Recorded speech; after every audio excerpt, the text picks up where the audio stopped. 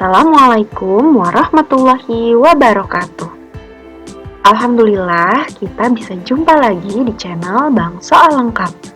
Nah, sebelum dimulai, jangan lupa pastikan teman-teman lakukan like, share, dan subscribe pada channel ini. Jangan lupa nyalakan tombol lonceng agar teman-teman selalu mendapat info terbaru dan terupdate dari kami.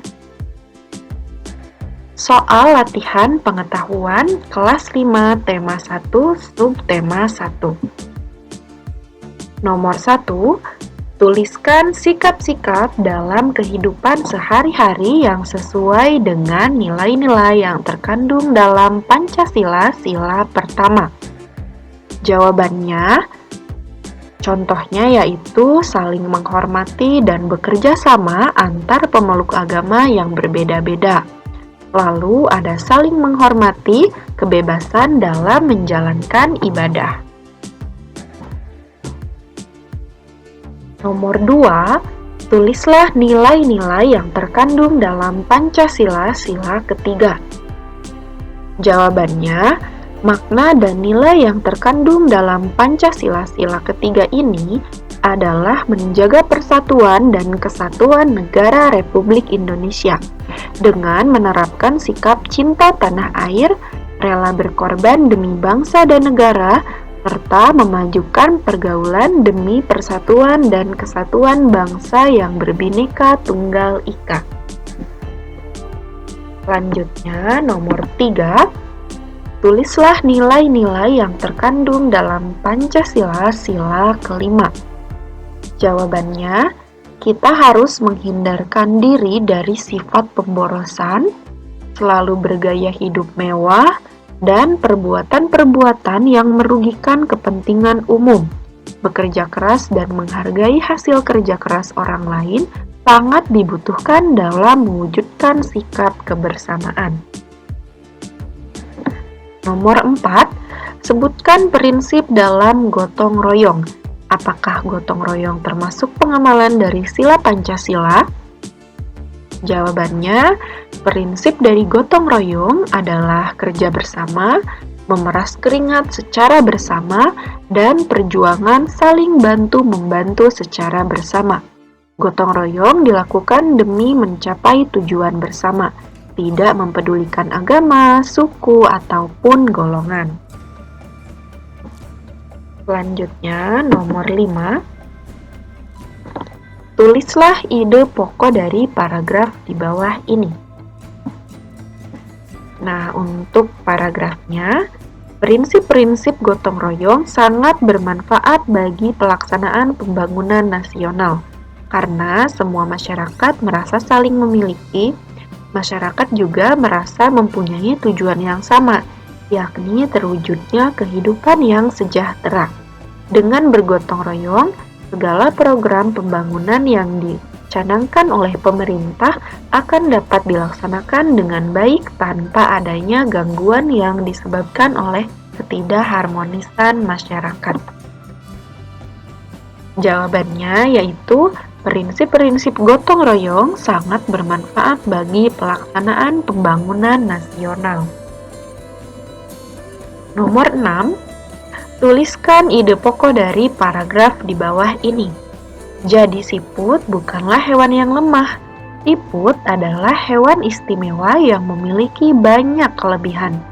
Siput diciptakan Tuhan dengan kekurangan sekaligus dengan kelebihan. Begitu juga dengan manusia, diciptakan Tuhan dengan kelebihan dan kekurangan. Oleh karena itu, kamu tidak boleh menyombongkan diri dengan kelebihan yang kamu miliki. Kamu juga jangan minder jika kamu kekurangan.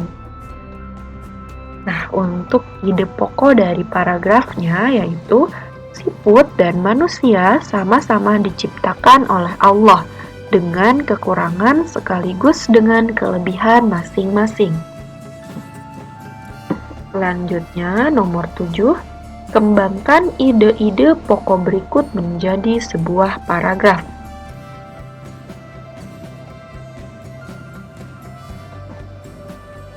Organ gerak terdiri atas dua macam.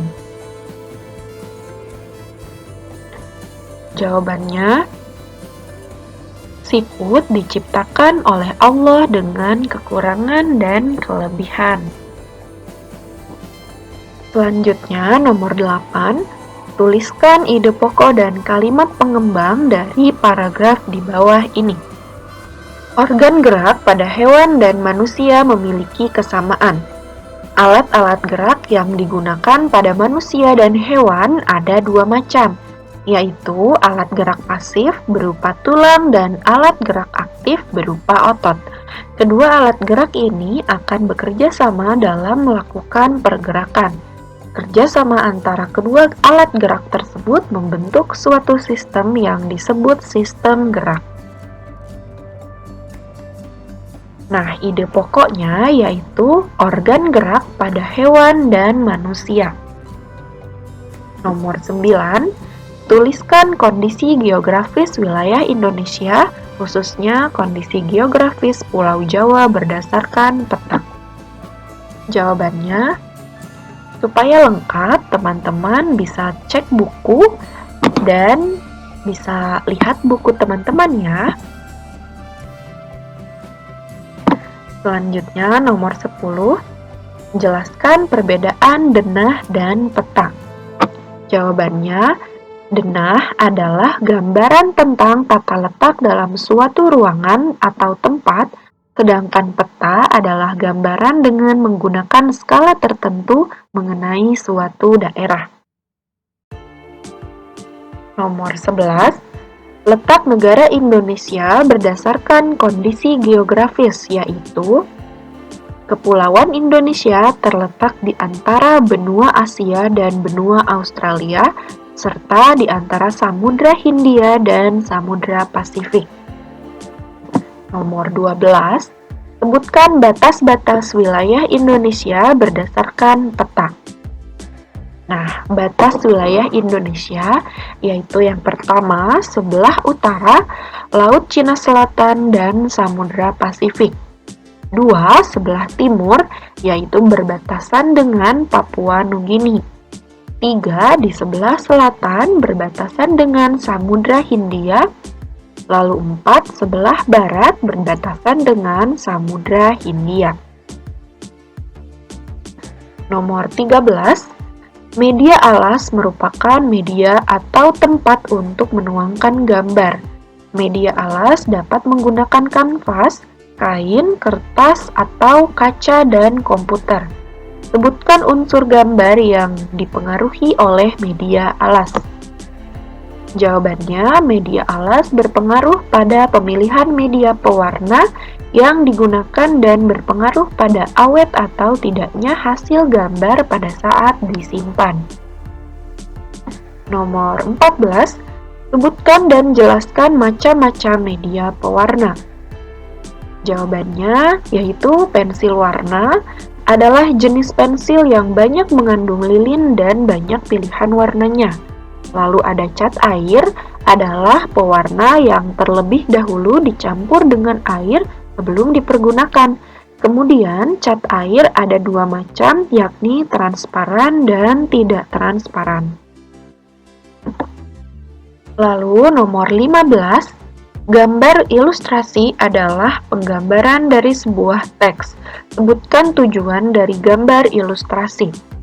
Jawabannya yaitu untuk memperjelas, memperindah, dan menerangkan isi buku atau informasi dari sebuah bacaan.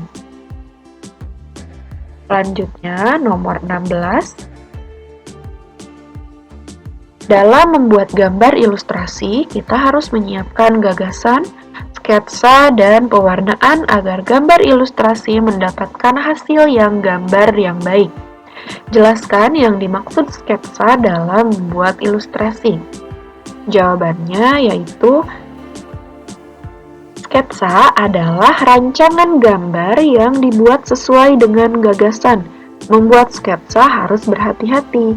Perhatikan bagaimana tata letak dan ukuran objek yang digambar. Nomor 17. Jelaskan fungsi dari kaki pada kelinci. Jawabannya, fungsi utama kaki pada kelinci adalah untuk bergerak. Kelinci bergerak dengan meloncat menggunakan kaki. Kaki belakang kelinci lebih kuat dan panjang dibandingkan dengan kaki depannya. Nomor 18, sebutkan ciri-ciri hewan avertebrata. Jawabannya yaitu ciri-ciri hewan avertebrata lainnya antara lain biasanya susunan syarafnya berada di perut, memiliki rangka luar, dan otaknya tidak terlindungi oleh rangka. Nomor 19, sebutkan contoh hewan avertebrata. Yaitu contohnya adalah siput, serangga, cacing, ubur-ubur, cumi-cumi, dan lain-lain. Nomor 20, jelaskan perbedaan hewan vertebrata dan hewan avertebrata. Vertebrata artinya yaitu mempunyai ruas tulang belakang dan avertebrata tidak mempunyai ruas-ruas tulang belakang. Perbedaan hewan vertebrata dan avertebrata mencakup perbedaan rangka dan sistem sarafnya. Yang pertama, rangka. Semua hewan vertebrata memiliki rangka dalam endoskeleton. Beberapa vertebrata ada pula yang memiliki rangka luar atau exoskeleton berupa sisik atau pisces dan reptil. Sedangkan avertebrata tidak mempunyai rangka dalam. Lalu ada sistem saraf. Pusat saraf vertebrata berupa otak. Pada avertebrata yang berperan sebagai saraf pusat adalah ganglion. Nah, alhamdulillah teman-teman, kita sudah menyelesaikan 20 soal, sudah kita bahas bersama-sama. Nah, bagi teman-teman yang membutuhkan filenya bisa langsung hubungi kami. Sampai jumpa lagi. Wassalamualaikum warahmatullahi wabarakatuh.